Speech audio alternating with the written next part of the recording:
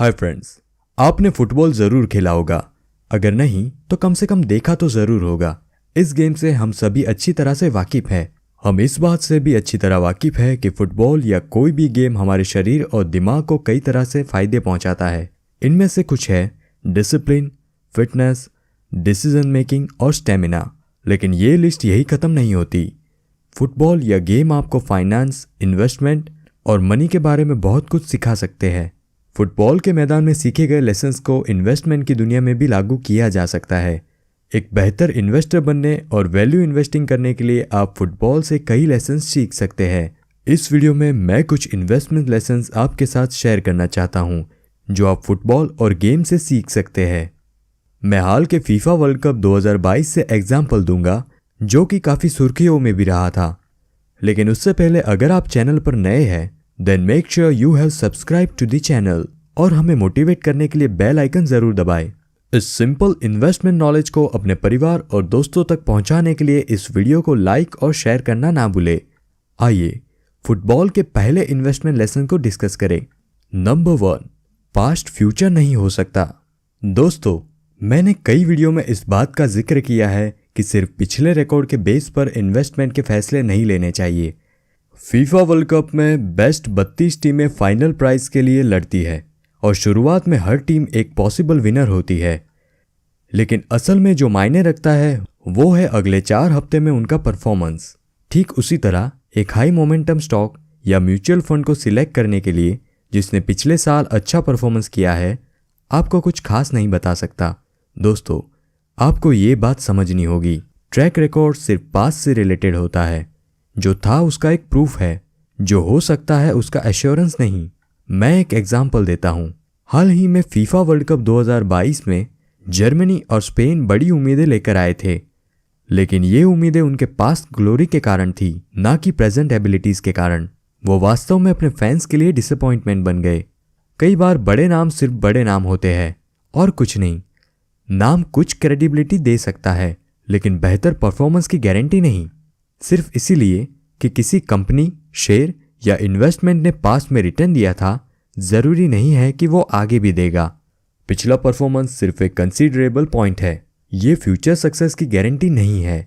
इसीलिए जब आप एक इन्वेस्टमेंट प्रोडक्ट का सिलेक्शन करें तो उनके नाम और पिछले रिकॉर्ड से परे देखें। उनकी फ्यूचर एबिलिटी के लॉजिकल और डेटा ड्रिवन प्रूफ्स ढूंढें। एक और बात, सबसे अच्छे नाम होने का मतलब ये नहीं है कि आपके पास विजेता टीम है। बेल्जियम के खिलाड़ी को गोल्डन जनरेशन कहा जाता है। वो कई सालों से नंबर 1 पर है, लेकिन वो वर्ल्ड कप तक नहीं पहुंचे। इसी तरह इन्वेस्टमेंट में एक प्रोडक्ट पर सबसे अधिक लगन से रिसर्च किया गया हो सकता है, लेकिन कई बार ऐसा भी होता है जब आपको हार्ड डिसीजंस लेने पड़ते हैं। वो लंबे समय तक खराब परफॉर्मेंस के कारण हो सकते हैं, और कभी कभी ऐसा इसीलिए होता है क्योंकि रिसर्च में कुछ बदल गया है। जो भी हो, लूजर्स को हमेशा के लिए पकड़े रहना एक हेल्दी इन्वेस्टमेंट बिहेवियर नहीं है। Number 2, quality is above everything else. दोस्तों, फीफा के राउंड ऑफ 16 में मोस्टली जीत अच्छी टीमों से आती है।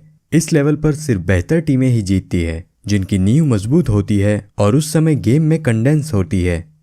इसी तरह जबकि किसी के पिछले परफॉर्मेंस या ट्रैक रिकॉर्ड पर आंख बंद करके नहीं जाना चाहिए, पेडिग्री मायने रखती है। एक इन्वेस्टमेंट का सिलेक्शन करने के लिए जाने वाले ड्यू डिलीजेंस को मिनिमम स्टैंडर्ड्स को पूरा करना होता है।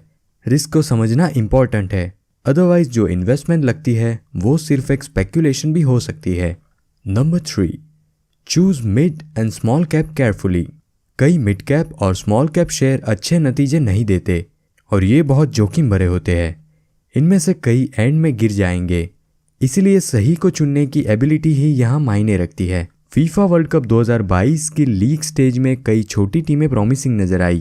जापान, दक्षिण कोरिया, यूएसए, ऑस्ट्रेलिया और मोरक्को, सभी की परफॉर्मेंस अच्छी थी, जिसने उन्हें संभावित क्वालिफायर बना दिया। लेकिन वास्तव में सिर्फ मोरक्को ही आगे जा पाया। इसे इन्वेस्टमेंट पर लागू करते हुए हम देख सकते हैं कि स्मॉल कैप शेयर सिलेक्ट करने के लिए कोयले की खान से हीरा ढूंढने वाली एबिलिटी होना जरूरी है। हर सफलता की कहानी के लिए असफलताओं की एक लॉन्ग लिस्ट होती है, और अगली बड़ी कहानी के पीछे दौड़ना आमतौर पर डिसअपॉइंट में एंड होता है, और सबसे खराब जो हो सकती है वो है कैपिटल लॉस।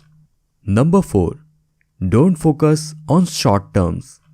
शुरुआती खेलों में अर्जेंटीना दूसरे सबसे कम रैंकिंग वाले सऊदी अरब से हार गया और फ्रांस लेस विंसी ट्यूनीसिया से हार गया, लेकिन दोनों टीमों ने इन हारों की ज्यादा परवाह नहीं की और फाइनल प्राइज के लिए लड़ने के लिए तैयार रही और फाइनल में पहुंच गई। ठीक इसी तरह परफॉर्मेंस के मामले में सबसे अच्छे इन्वेस्टमेंट में गिरावट हो सकती है और यही आपको समझना होगा और इसके लिए तैयार रहना होगा। डिलीजेंट रिसर्च पर अपना विश्वास बनाएं और एक बार जब आप ऐसा कर ले तो विश्वास बनाए रखें। शॉर्ट टर्म की वोलेटिलिटी और अनसर्टेनिटी के समय में भी सबसे अच्छी इन्वेस्टमेंट का परफॉर्मेंस भी कम हो सकता है। लॉन्ग टर्म पर ध्यान दें। Number 5, your research style should be according to your needs.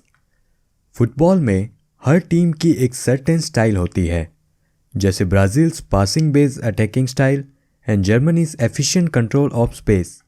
अगर वो अपना स्टाइल बदलते हैं तो इससे समस्याएं और फैंस को निराशाएं हो सकती है। 2010 में ब्राजील ने एक मोर डिफेंसिव स्टाइल अपनाई और इसका रिजल्ट टूर्नामेंट से जल्दी बाहर होना था, जिससे उनके फैंस काफ़ी नाराज हुए। इसीलिए इन्वेस्टमेंट का सिलेक्शन करते समय इसके प्रकार और स्टाइल को जानें और जानें कि आपके लिए क्या मायने रखता है। Some examples are stocks and funds can be either growth or value focus, cyclical or defensive, momentum or valuation driven, sectoral or thematic or diversified and so on. आपके लिए इसका मतलब lower versus higher volatility, underperformance in rising markets versus higher downsides in falling markets हो सकता है and so on.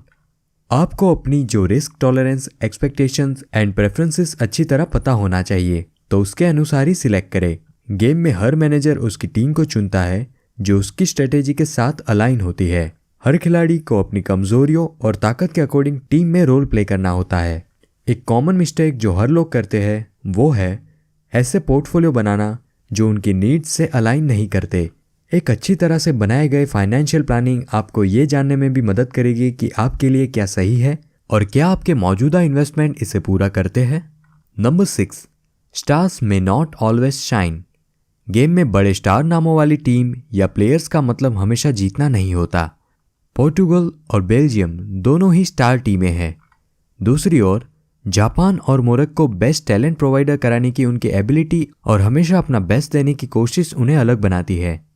इसी तरह सबसे फेमस फाइनेंसरों को फॉलो करने या एक बड़ी वेल्थ मैनेजमेंट फर्म का उपयोग करने का मतलब ये नहीं है कि आपको मिलने वाली सलाह आपके लिए सबसे बेस्ट होगी। किसी ऐसे इंसान को ढूंढे जो आपको वैल्यू करता है और स्ट्रॉन्ग रेफरेंसेस लाता है। सो फ्रेंड्स, सही एडवाइजर ढूंढना एक इम्पॉर्टेंट डिसीजन है। सिर्फ ऑनलाइन फाइनेंस इन्फ्लुएंसर्स पर डिपेंड ना रहे, उनमें से ज्यादातर आपको गुमराह करते हैं। इन्वेस्टमेंट में हमेशा अपने स्टार प्रोडक्ट पर भरोसा ना करें, चाहे वो शेयर हो या फ्लैशी क्रिप्टो। लंबे समय में बेस्ट देने की एबिलिटी सबसे ज्यादा मायने रखती है। I hope that you have got my point and found value in this video. Please like and share it and subscribe to the channel. Thank you.